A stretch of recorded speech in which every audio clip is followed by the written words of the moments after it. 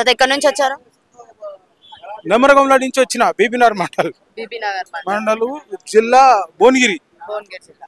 ఏ సమస్యతో వచ్చిండ్రు తాత? పట్టదారు పాస్బుక్ల గురించి తహసీల్దార్ ఇస్తలేడు, ఆ ఇబ్బంది పెడుతున్నాడు. ఎస్ఐ ఎందుకు ఎందుకు పెట్టుకోమని, సంతకం పెట్టుకోమని. సంతకము పెట్టమనా? పెట్టుకోమని ఎందుకు పెట్టారంట? మీది కదా, మీ పొలం మీదే నా కదా. పొలం సంతకం పెడితే తెలగాయతో రాసుకుంటారు, నొప్పుకొని అన్నట్టు వాళ్ళకి పాస్బుక్లు చెందాలి నా కొడుకులకు. మరి నేను నేను 3 రోజుల నుంచి తహసీల్దార్ ఊకే ఇంటికి వస్తున్నాడు జీపుతో వేసుకొని. ఆయనకేం అధికారం? నేను కొడుకులకు కేసులు పెట్టినా, కేసులు తిరుగుతున్నారు. ఆ కేసులు చక్కగా చూసుకోక అదే కేసులు ఉన్నోళ్ళు నా ఇంటికి కారు వేసుకొని ఎందుకు వస్తుంది ఎస్ఐ? నేను పోతలేను, కేసు బుక్ చేసుకోమన్నా, కోర్టులో ఉంటాయి.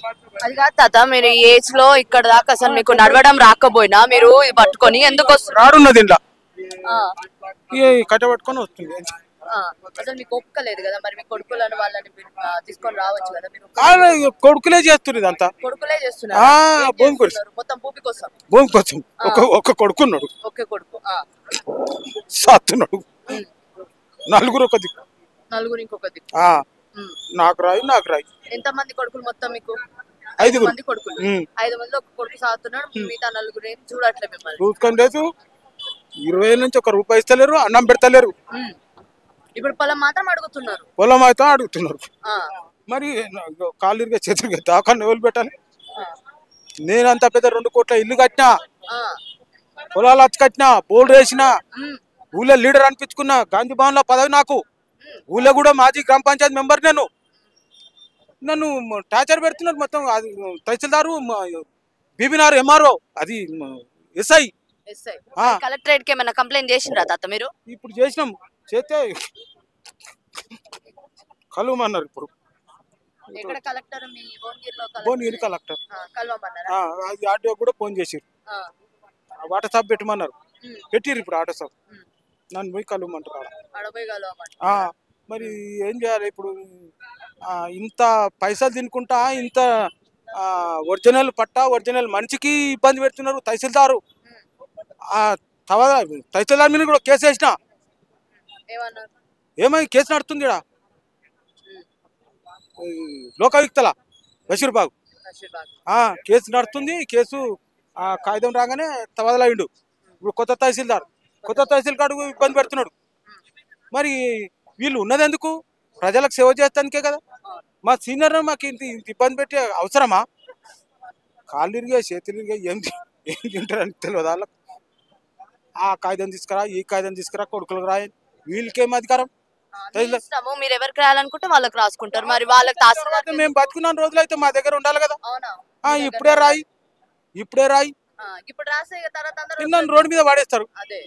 నేను ఎవరికి రాస్తలేను, ఉన్నది నా చదువులో. ఇప్పుడు సీఎం తోటి కాపీలు కూడా వచ్చాయి కలెక్టర్కు. నేను ఎవరికి రాయ అనాథాశ్రమం కానీ చేస్తా, కానీ వాళ్ళకి మాత్రం కొడుకులకు ఇయ్యను. అంత దుర్మార్గులు కదా. ఇగో కాళ్ళు కూడా చేతిలో రాళ్ళు ఉన్నాయి, కొడుకులే.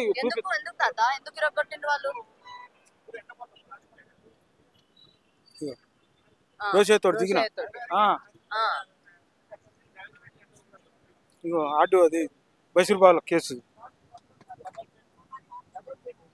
ఉన్నాయి.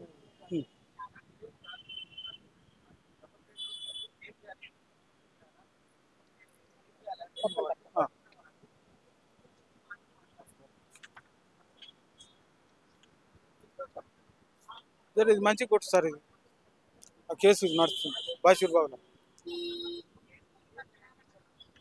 భూమి కోసమే మొత్తం ఈ గొడవంతా. 20 ఏళ్ళు. అసలు ఎంత భూమి ఉందని వాళ్ళు అట్లా కొట్టుకుంటున్నారు, 4-5. అది మళ్ళీ మిమ్మల్ని కొడుతున్నారు. కొట్టి లాక్కుందాం.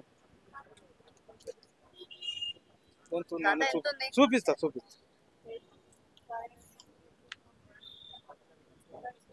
ఇక పాత పాస్బుక్లు ఉన్నాయి నాకు, ఇది కూడా కొట్టు. ఇక ఇది కోర్టు ఆర్డర్.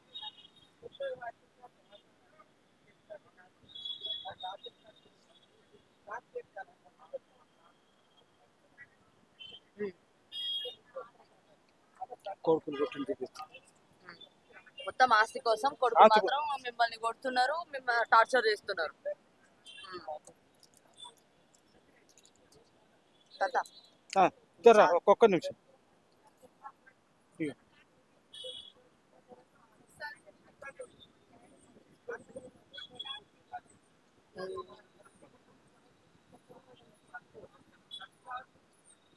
కొడుకే కొడుకే రాయి చూడు ఎట్లున్నది. చేతిలో సీసీ కెమెరాలో తీసుకున్నారా అది? ఇంటికి సీసీ కెమెరాలు పెట్టినా ముందే పెట్టినే బయట పడదు మరి, లేకపోతే మేమెందుకు అవుతామంటారు. కట్టెలు తీసుకొని వచ్చారా? తీసుకొని వచ్చారు రాళ్ళు రప్పలు అన్ని కట్టెలు అన్ని తీసుకొని వచ్చి మీ మీద దాడి చేసిండ్రు. దాడి చేసిండ్రు. ఇగో నేను బతికే కాబీలు కొడుకులు కొడితే ఇట్లా ఈ విధంగా నన్ను కొడితే నెత్తురు బట్టలన్నీ నెత్తురు. ఎవరు ఆపలేదు తాత, అంతమంది అంత కొడుతుంటే మరి ఎవరు తాపుతారు. అడవిలో పట్టుకొని కొట్టబట్టి కంప్లైంట్ ఇక చూడు గీ ఆలత్ నేను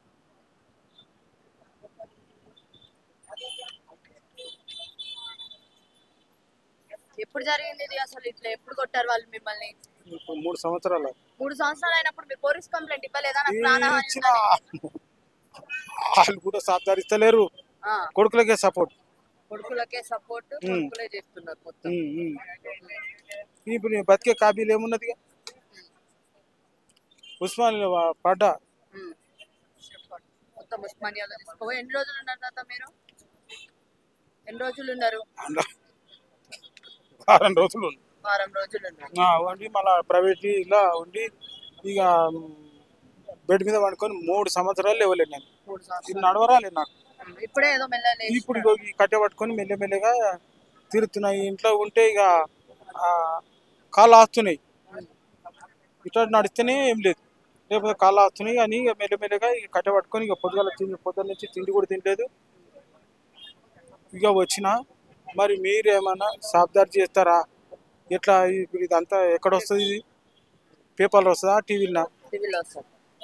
టీవీలో ఎప్పుడు వస్తుందో ఏమో. నేను ఇన్నే ఉంటే పోతాను మేడం, అంత దూరం. ఇప్పుడు ఏంది మరి పరిస్థితి? లోపల ఏమన్నారు? అయితే పొమ్మన్నారు. ఆర్టీఓ కూడా లెటర్ పెట్టిండు. లెటర్ ఆర్టీఓ కలమన్నారు, కలెక్టర్ కలమన్నారు, తహసీల్దార్ మాత్రం కలపమన్నారు. తహసీల్దార్ వద్దన్నారు. అక్కడి నుంచి ఆదేశాలు వస్తాయి కదా, వస్తే అదే పని అవుతుంది పో అని షిఫ్ట్ తీసుకున్నాం. ఇంత కట్టించిన వాళ్ళకి పేపర్ అన్ని ఇచ్చిన, అప్లికేషన్ వాళ్ళే రాసుకున్నారు, వాళ్ళే ఇచ్చిండ్రు. చెన్నారెడ్డి సార్ నర్సు ఆయనతో టెన్షన్ లేపించి ఆడిచ్చిన. నువ్వు ఇక అయితే పోనా అన్నారు. జర దయచేసి మీరు కూడా ఇవాళ అందరు ఉన్నారు, నా పరిష్కారం చేస్తున్నాడు. 2010 నుంచి బాధపడుతున్నా. నా భూమి నాకు ఇస్తలేరు గవర్నమెంట్. ఎందుకు? నా భూమి పాత పాస్బుక్లో కొత్త ఇస్తలేరు, కొడుకులకు ఇస్తా అంటే ఏముంది? నేను సంతకం పెట్టమంటారు, సంతకం పెడితే రోడ్డు మీద పడేస్తాను. నేను ఇచ్చే పరిస్థితి లేదు. ఆ కోర్టుకు పోయి తెచ్చుకొని ఆర్డర్ తెచ్చుకొని పంచుకొని వాళ్ళు కోర్టుకు పోయి నన్ను టార్చర్ పెడుతున్నారు. సంతకం పెట్టిపో, సంతకం పెడితే వాళ్ళు రాసుకుంటారు, నువ్వు ఒప్పుకున్నావు కదా అంటారు తెల్లగా తీసుకొని. ఇప్పుడు వారం రోజుల నుంచి తింపుతున్నాడు ఎస్ఐ సంతకం పెట్టమని. ఇక పోలే, ఇక నేను ఎంఆర్ఓ పాస్బుక్ లో ఉంటే తిరుగుతున్నా. ఇప్పుడు దీన్ని తేలుతుంది, ఇప్పుడు పంపిరు కదా. ఇక అందుకే తహసీల్దార్ తేలుతుంది, కలెక్టర్ తేలుతుంది. వాళ్ళు నిర్లక్ష్యం ఎందుకు చేస్తారు అనేది కారణము తెలిసిపోతుంది. ఇప్పుడు ఆ కలెక్టర్ పంపుతాను పైలు అది ఎప్పుడు పంపేది తెలియదు. మరి ఇప్పుడు ఎన్ని రోజులు ఉంటుంది మరి? ఇప్పుడు 2018 నుంచి సమస్య ఇది. ₹1 ఇస్తలేరు కొడుకులు, అన్నం పెడతలేరు. ఆస్తి మాత్రం కావాలంటున్నారు. మరి ఆస్తి ఉండేప్పటికీ ఇవ్వమంటారు.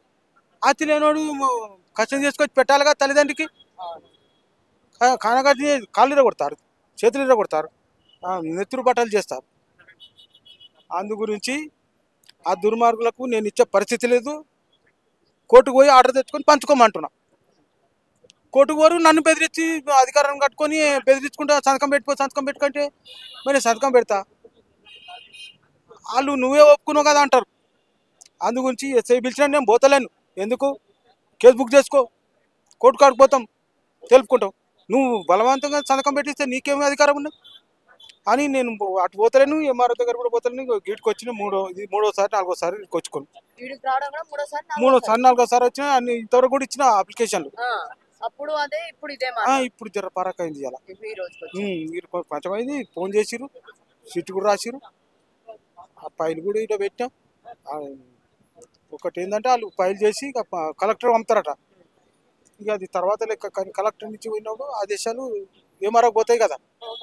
అందు గురించి ఇప్పుడు ఇబ్బంది అన్న ముచ్చట లేదు. నా దగ్గరికి ఆ అధికారులు కానీ పోలీసు కానీ ఆ ఎంఆర్ఓ నన్ను టార్చర్ పెట్టకుండా కావాలి. ప్రభుత్వం నేను సీనియరు కాంగ్రెస్ను రోషేతో దిగిన మరి పదవి ఉండి ఏం లాభం నాకు. పాత పీరియడ్ నుంచి నేను అదే కాంగ్రెస్లో ఉన్నా, ఓటు కాంగ్రెస్కి వేస్తున్నా. ఇప్పుడేమో ఇక్కడ మలుపుడు అక్కడ మలుపుడు అన్ని ఇబ్బంది పెడుతుంది నాకు. దయచేసి గవర్నమెంట్ నాకు సహాయం చేయాలి, పాస్బుక్లు ఇవ్వాలి, నాకు పింఛన్ కూడా రావాలి. పింఛన్ ఇస్తలేరు ఇంతవరకు. 70 వస్తలేదు. ఇచ్చినా కానీ ఇంకా అది ఎప్పుడు వస్తుందో తెలియదు. కాళ్ళు ఇరగొట్టుడు, చేతులు ఇరగొట్టుడు. మరి ఎట్లా చేస్తే బాగుంటది? ఇది మొత్తం ఇచ్చారు కదా, చూసుకుంటారులే అధికారులు. మూడోసారి అంటున్నారు. అదే 2 సార్లు ఏమో ఇక్కడ వచ్చి ఇచ్చారు, ఏం కానీ ఈసారి కొంచెం అయ్యింది కదా. కొంచెం అయ్యింది.